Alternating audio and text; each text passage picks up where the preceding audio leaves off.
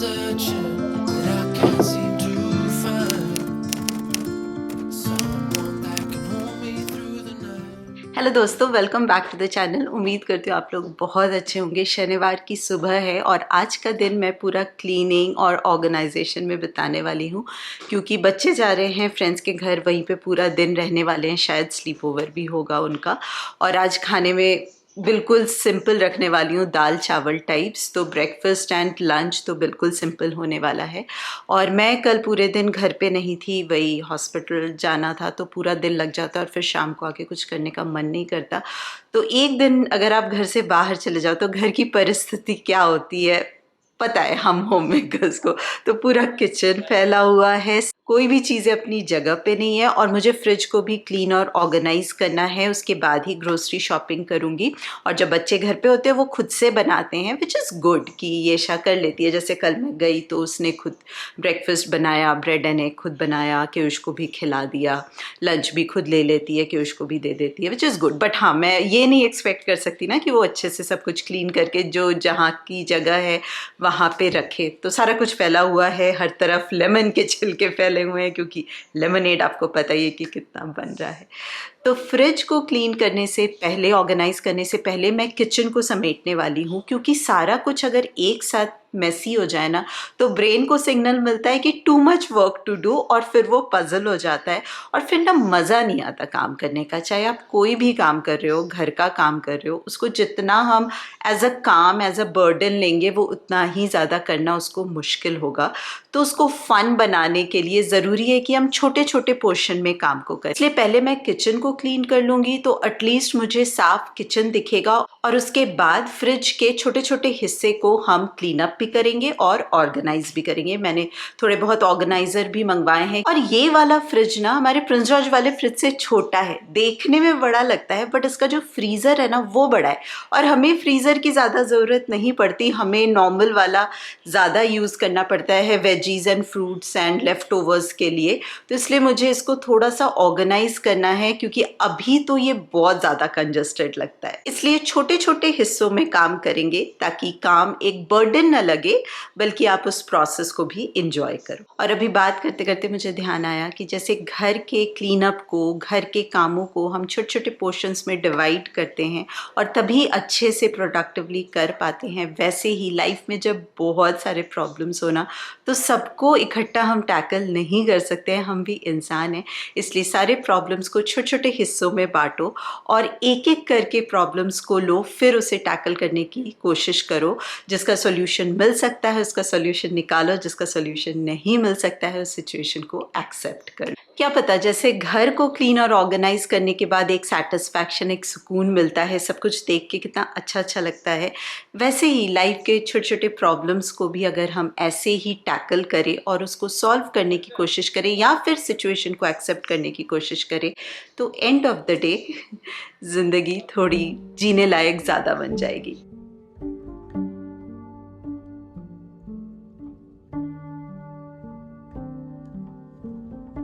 काम स्टार्ट करने से पहले मैंने गाने लगा दिए। मुझे और अनुज दोनों को ही गाने सुनते सुनते काम करने में बड़ा मज़ा आता है। ये कुछ एक ऑर्गेनाइज़र पैंट्री के लिए, किचन के लिए हम कॉस्को से लेके आए थे। काफ़ी टाइम हो गया था लेके आए थे, तो अनुज वो सारा कुछ इंस्टॉल कर रहे थे। और इस वाले प्लांट के ना कुछ लीव्स सूख गए हैं, बट अच्छी बात है कि काफ़ी सारे नए लीव्स भी आ रहे हैं। तो सारे मैंने पुराने सूखे लीव्स कट कर दिए। बहुत ही प्यारा प्लांट है ये, हमारे पास ननाइमो में हुआ करता था।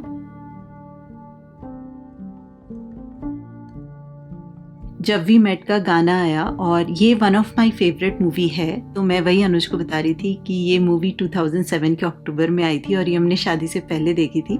और वो करवा चौथ का टाइम था, और जब हम मूवी थिएटर से वापस जा रहे थे तब मैंने मेहंदी लगाई थी। तो ऐसे ही पुराने गानों के साथ कितनी सारी पुरानी यादें भी आ जाती है ना।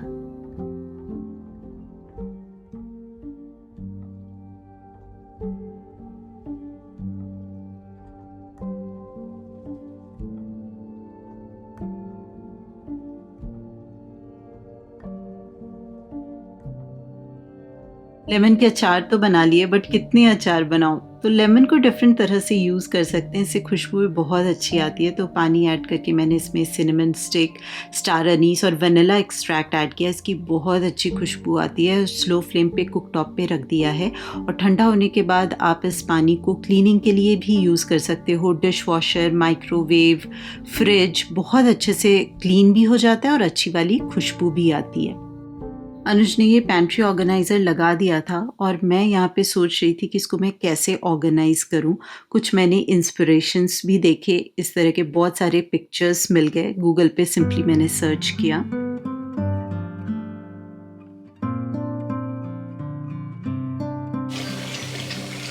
मैंने कुछ फ्रिज ऑर्गेनाइज़र्स लिए थे डॉलर स्टोर से और अमेज़ॉन से। तो ये पूरा सेट मैंने अमेज़ॉन से लिया था और इसका सबसे बड़ा वाला कंटेनर का साइज़ मुझे बहुत अच्छा लगा। और मोस्टली सारे कंटेनर्स आते हैं स्पेशल वाटर ड्रेन ट्रे के साथ। तो ये वेजिटेबल्स और फ्रूट्स को मॉइस्चर से सेपरेट करता है, जिससे कि काफ़ी लंबे टाइम तक हमारे वेजिटेबल्स फ्रेश रहते हैं। स्पेशली जो लीफी वेजिटेबल्स होते हैं या फिर फ्रूट्स में लाइक ब्लूबेरीज़, स्ट्रॉबेरीज़, ग्रेप्स, ये सारे इस तरह के ट्रे में अगर रखते हैं तो बहुत लंबे टाइम तक वो फ्रेश रहते हैं और ख़राब नहीं होते।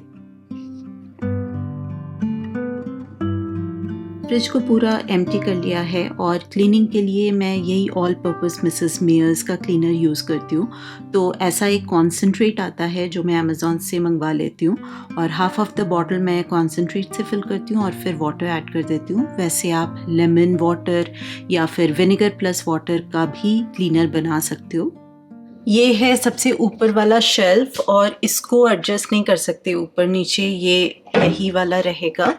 यहाँ पे है मिडल वाला, इस पे सबसे ज़्यादा स्पेस है और ये नीचे वाला ड्रॉअर ऐसे बाहर की तरफ आ जाता है और ये 2 वेजिटेबल ट्रेज हैं। तो पुराने वाले फ्रिज में ना एक और सेक्शन था नीचे वेजिटेबल का, तो वो वाला मैं काफ़ी मिस करती हूँ। ये बड़ा सुंदर लगता है, वुडन है बट यूसेज एज सच कुछ नहीं है, बस देखने में अच्छा लगता है।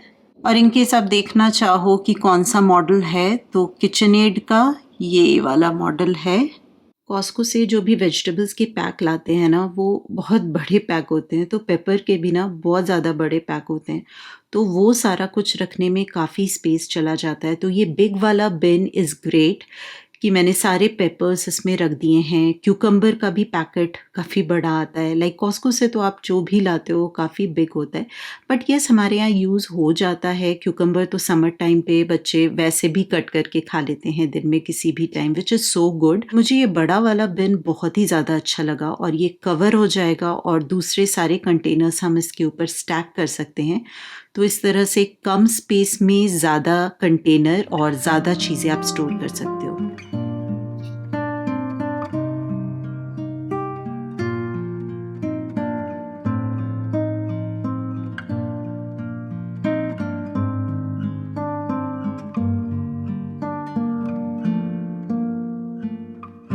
डिफरेंट तरह के फ्रिज लाइनर्स आपको मिल जाते हैं होम डिपो में, इवन डॉलर स्टोर में भी। ये अमेज़ॉन का है और ये पूरा ट्रे नहीं कवर कर रहा है, तो मैं यहाँ पे कुछ नहीं डालूंगी क्योंकि यहाँ पे वैसे भी दूध रखने वाली हूँ। तो ये वाला पोर्शन तो वैसे ही डर्टी नहीं होता है। ये वाला ट्रे कितना कलरफुल लग रहा है ना। तो सबसे बिग वाला नीचे रख दिया है और इसके ऊपर से छोटे वाले मैं स्टैक कर दूंगी। तो इस तरह से हम वर्टिकल स्पेस क्रिएट कर सकते हैं और यहाँ पे भी हमारे पास स्पेस होगा। मे भी यहाँ पे मैं लेफ्ट ओवर्स रख सकती हूँ। स्टोरेज के लिए ना ट्रांसपेरेंट कंटेनर्स काफ़ी अच्छे होते हैं क्योंकि फिर विजिबिलिटी बनी रहती है और चीज़ें हम यूज़ कर लेते हैं। एग का ये ट्रे भी काफ़ी स्पेस लेता है, तो ये वाला ऑर्गेनाइज़र मैं डॉलर स्टोर से लेके आई थी। तो ये काफ़ी कम स्पेस में ज़्यादा से ज़्यादा एग हम स्टोर कर सकते हैं। और लेटस को मैंने नीचे भी पेपर रखा है, ऊपर भी पेपर नैपकिन रखा है क्योंकि बहुत ज़रूरी है कि उसमें मॉइस्चर बिल्कुल ना लगे, नहीं तो वो जल्दी ख़राब हो जाता है। इस तरह के बीट रूट ना मम्मी को रोज़ थोड़ा सा बीट रूट देती हूँ तो काफ़ी सारे लेफ़्ट ओवर्स बच जाते हैं। तो ये छोटे कंटेनर्स लेफ़्ट ओवर अदरक, मिर्ची, धनिया या फिर इस तरह के वेजिटेबल्स रखने के लिए काफ़ी अच्छे हैं।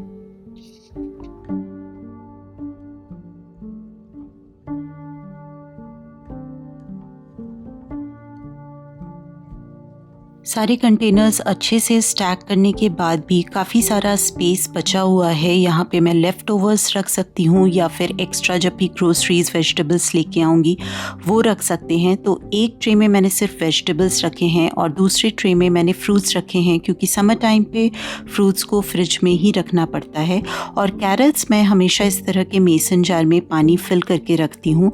स्पेस भी कम लेता है और लंबे टाइम तक फ्रेश भी रहते हैं। कैबेज को मैंने ग्लास कंटेनर में रख दिया है और ये जो स्लीक सी जगह है इसमें ये अच्छे से फिट हो गया है। अनुज को ना रैंच में एग वाइट की स्मेल आती है और उनको नहीं पसंद है, तो हम ये वाला लेके आए थे। इसमें कोई एग वाइट नहीं है, तो इन केस आपको भी प्रॉब्लम होती हो तो आप ये वाला ट्राई कर सकते हो।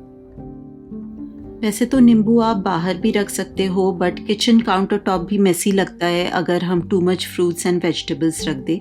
तो ये टॉप शेल्फ मेरे पास एम्प्टी था तो मैंने लेमन्स वहाँ रख दिए हैं।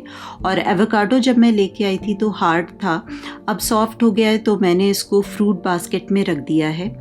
फ्रिज पूरा क्लीन हो चुका है, अच्छे से ऑर्गेनाइज हो गया है और मुझे बहुत अच्छा लग रहा है। अगर फ्रिज बोल पाता तो डेफिनेटली मुझे इस टाइम पे थैंक यू बोल रहा होता।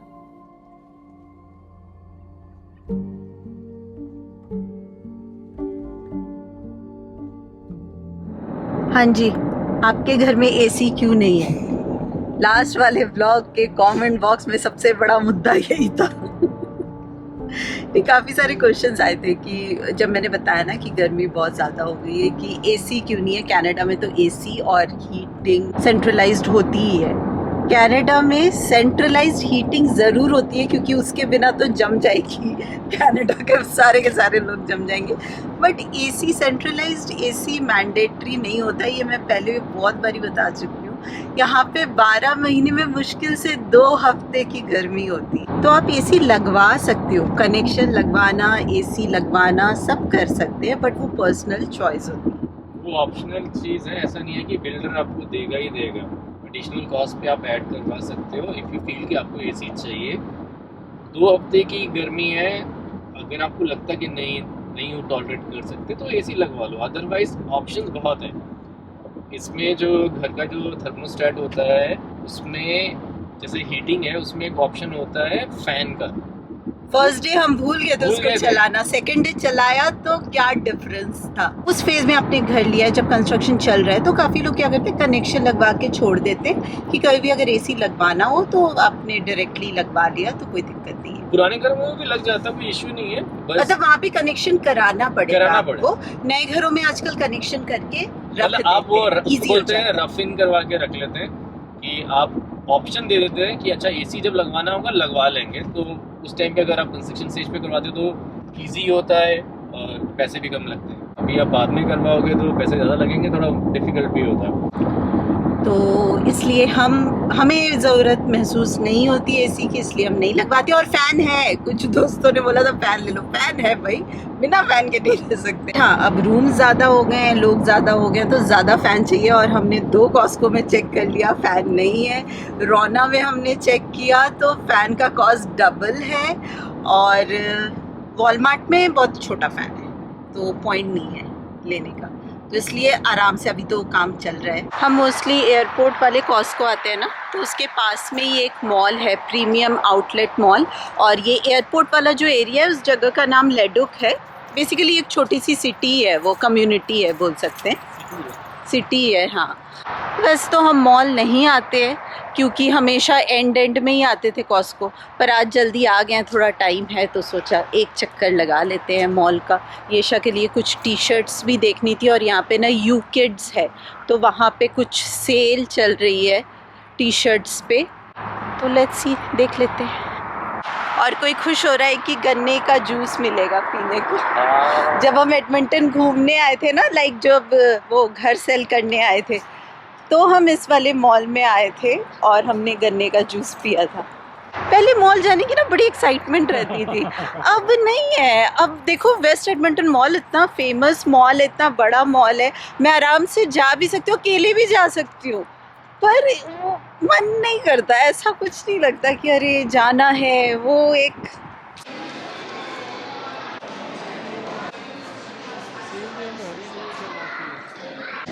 ये देखो कितना क्यूट है। इतने दिन बाद ओल्ड नेवी गई पर कुछ भी पसंद ही नहीं आया। H&M है सामने, सेल भी है, जाओ जाओ। पर साथ में फूड कोर्ट है और फिर गन्ने का जूस है। सेल भी आ गया देखो। ये डिज़ाइनर डिपो मैं कभी नहीं गई हूँ, यहीं पे देखा मैंने पहली बार। फाइनली यहाँ से कुछ शॉपिंग कर ही ली मैंने। चलो इन्हें शॉपिंग करवाई तो इनको गन्ने का जूस पिला देते हैं। पता नहीं मिलेगा कि नहीं मिलेगा, 6 बज गया। मिलेगा गन्ने का जूस तो नहीं मिला। पाइनएप्पल है। वैसे यहाँ पे हेलो इंडिया जो इंडियन स्टोर है ना, वहाँ पे हमेशा गन्ने का जूस मिल जाता है, फ्रेश वो भी। तो हम जब भी वहाँ जाते हैं तो ज़रूर।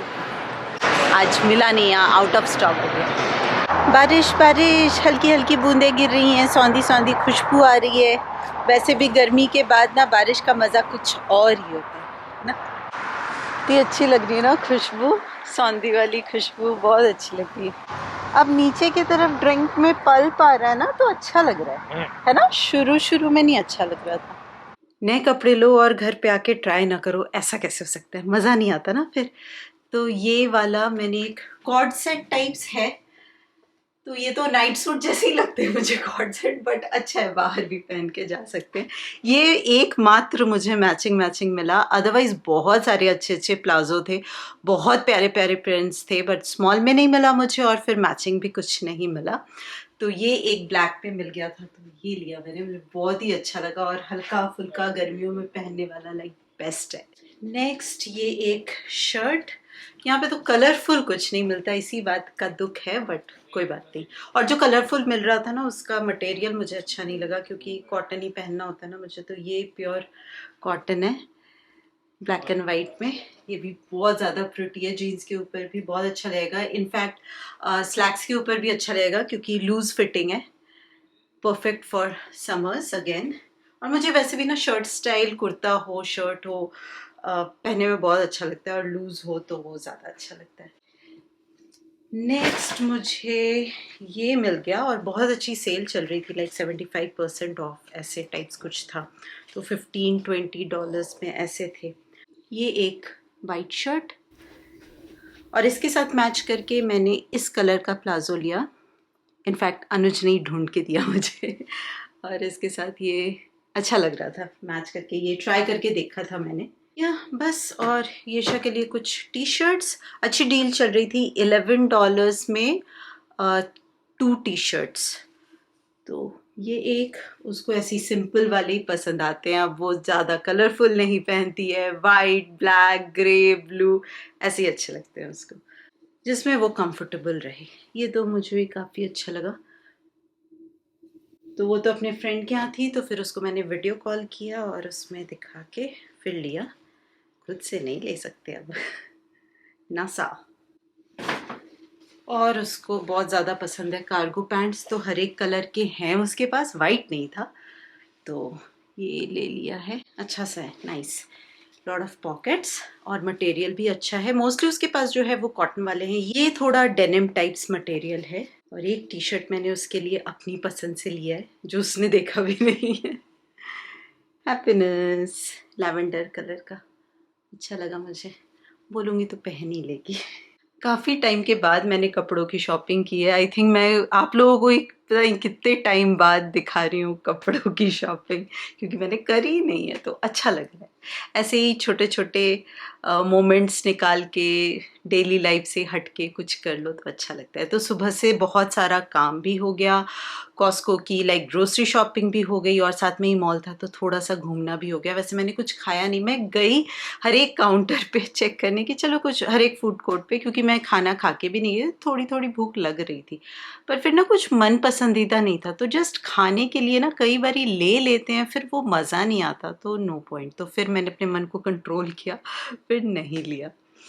तो चलिए दोस्तों, आज के इस ब्लॉग के लिए इतना ही रखते हैं। उम्मीद करती हूँ आप लोगों ने एंजॉय किया होगा और हम सब आपसे मिलेंगे बहुत जल्दी। तब तक आप अपना खूब सारा ध्यान रखिए, खुश रहिए, keep smiling and as always keep making lots of wonderful memories.